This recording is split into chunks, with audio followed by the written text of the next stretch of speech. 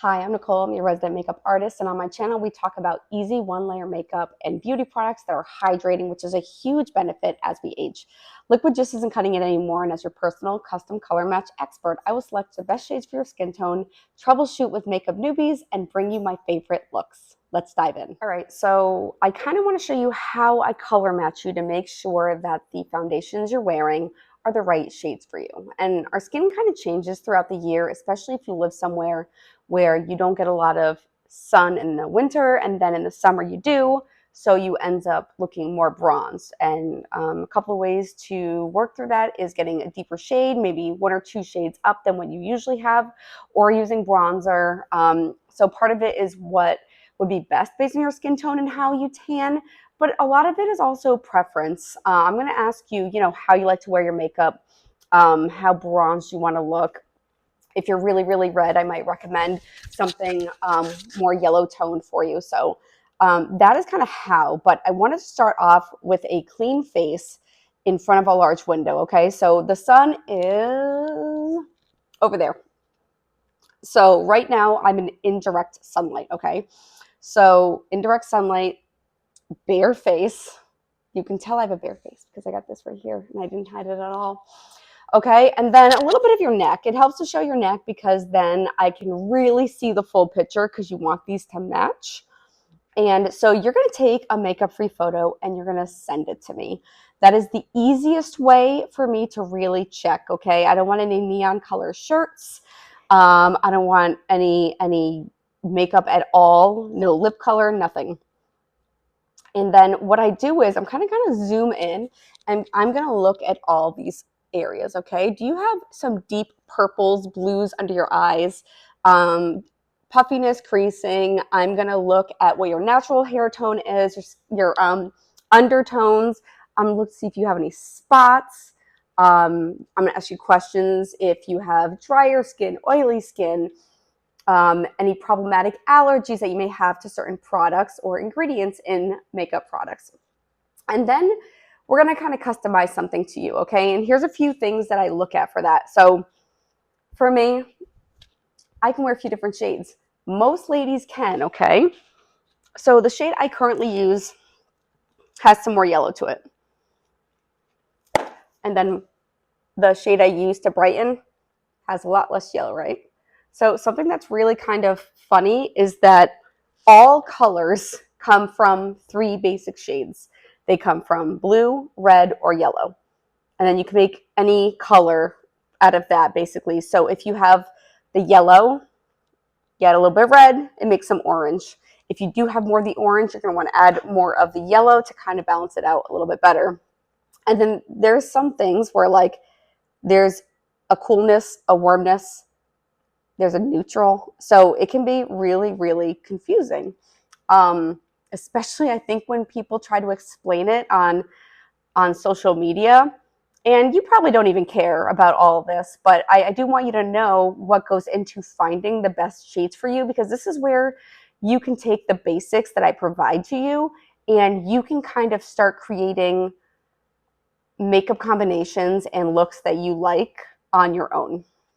So this is where we explore the question that often arises in the realms of fashion and personal style with color matches is, how do I find the best color for my skin tones? The importance of selecting the right colors can't be overstated, as they can enhance your natural beauty. Something too orange can make you look very, very orange. Something too yellow can make you look very, very yellow. Something too light on darker skin can make you look ashy. So there's a lot of different things that can happen when you have such a vast amount of colors available to you nowadays. So to navigate this journey effectively, you must identify your skin tone. And you don't have to do that alone. I can help you with that. Your undertone never changes where your overtone met. Your overtone is where you get that tanness and that color change, but your undertone is where I'm looking, because that doesn't change, okay? It falls into one of 3 categories, typically cool, warm, or neutral. So that foundational step is crucial because it kind of sets the stage for making informed and flattering color choices. So let's talk undertones. That's kind of where it plays that vital role in this whole process. So Cool skin tones often feature a rosy or bluish undertone. So colors like jewel tones, cool blues, crisp whites may be more flattering for that skin tone. In contrast, individuals with warm skin tones might notice a golden or peachy hue, typically complemented by earthy tones, warm reds, soft pastels. And there's those, and I kind of fall into the place with the neutral skin tones. So it's a harmonious blend of both worlds of warm and cool. So people like me have some flexibility in the shades they wear and the type of even jewelry and clothing that they wear. So if you do fall in the neutral area, it's really fun to experiment with various hues to find out really what resonates personally and aesthetically, because I don't love silver jewelry, but I also don't look great in gold jewelry. Rose gold is kind of the perfect one for me, okay? Just remember that the best color for your skin tone is not necessarily just a matter of following trends and rules, but you kind of want to express your individuality. So, you know, when I wear those cooler tone clothes, I do match it with more cooler tone jewelry. It just looks good together. It looks harmonious.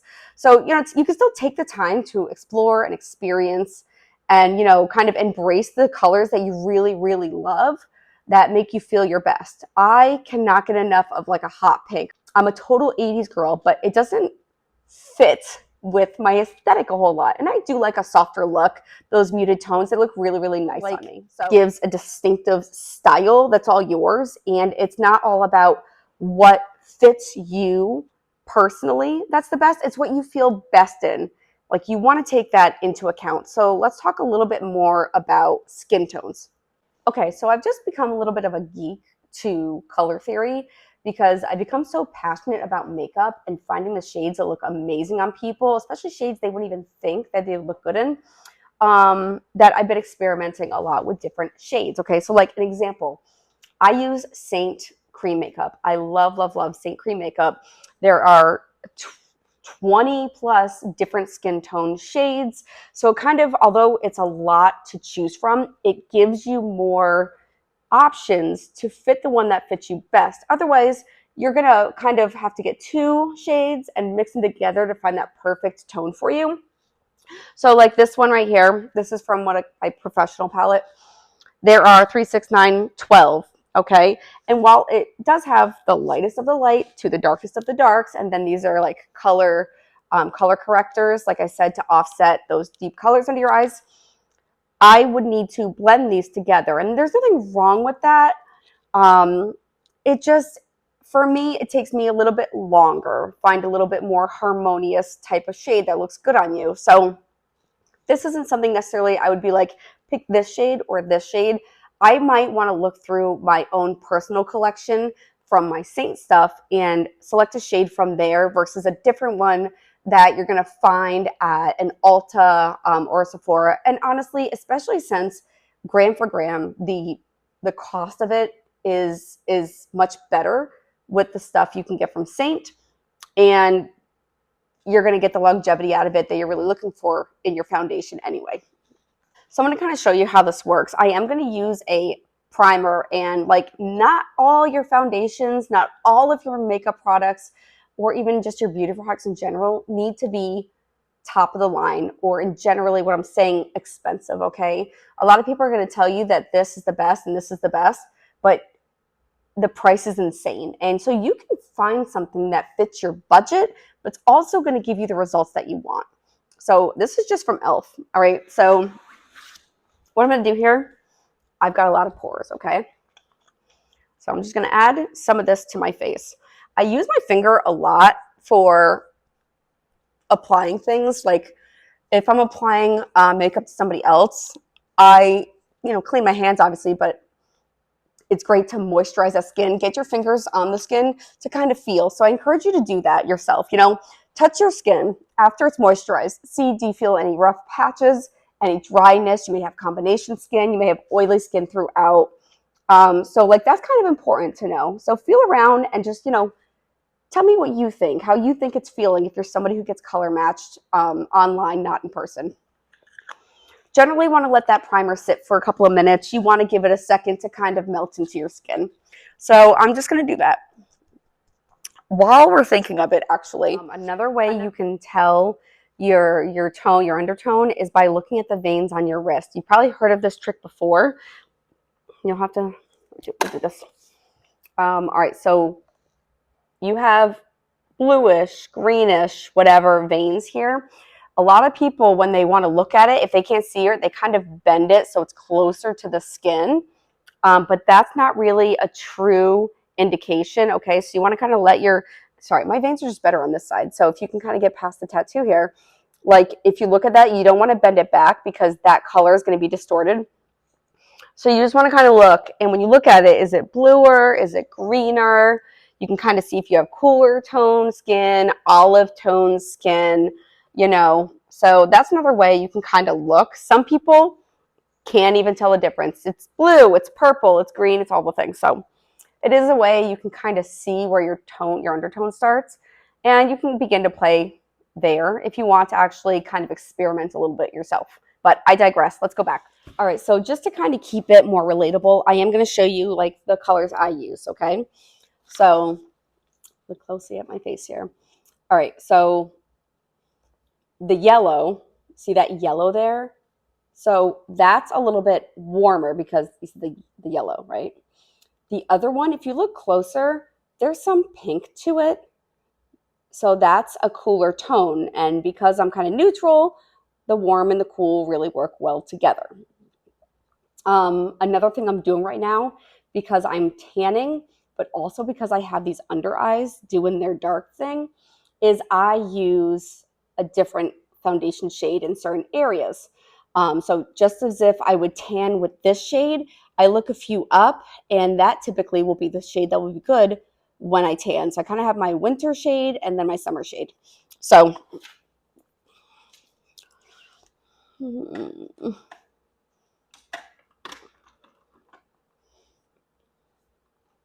deciding what color brush I want to use. All right, so I'm going to dip into a slightly deeper shade. And so what I'm going to do is I'm going to tap it in under this area that needs to be covered. So those four kind of crazy colors I showed you a little earlier, those are more color correcting colors where you're kind of neutralizing the color. So I could use some yellow, maybe a little bit of the red to kind of turn it peachy, to kind of get rid of these. I find that using that I'm tan in the summer shade really does the trick just fine. Something I will show you actually. So let's go ahead and cover this bad boy, okay? Because I want to show you, like, don't think because if you have acne or scarring or whatever that this isn't possible for you. So, all right, I'm gonna go into that yellow ever so lightly. It's crazy, right? Okay, so I'm going ever so lightly into this more peachy color. And I'm just going to tappity tap tap, okay? And by using a shade that's opposite the color wheel, like on the color wheel, it's really going to help minimize it, okay? If you have something sticking out of your face and you turn to the side, the makeup is not going to make it flat, okay? It's just going to help neutralize that shade and change it so that it can't be seen so readily, okay? Makeup doesn't make things disappear. It makes it look as though it's disappeared. My neck is a little bit lighter. Honestly, I use a lot of sunscreen. I don't really care to tan because I can fake the tan by using bronzer. So like you saw how this is a little bit orange, right? So this is more yellow. It doesn't match my face, right? So the thing is, we're trying to make this all go together, okay? This isn't matching my overtone. This is matching my undertone.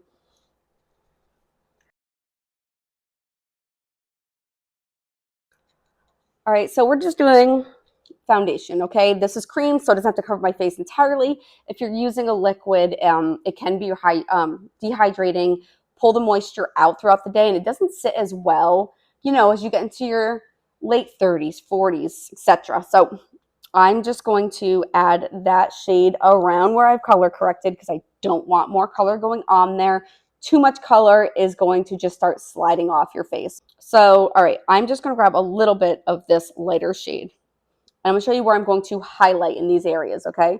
So just middle of the face right there. I want to accentuate the eyes a little bit. Now, if you look closely at your like eyelids, like keep one closed and look at the other one, you have some veins there. Depending on how thin the skin is there, and it's going to be thinner anyways, they may show through quite a bit. So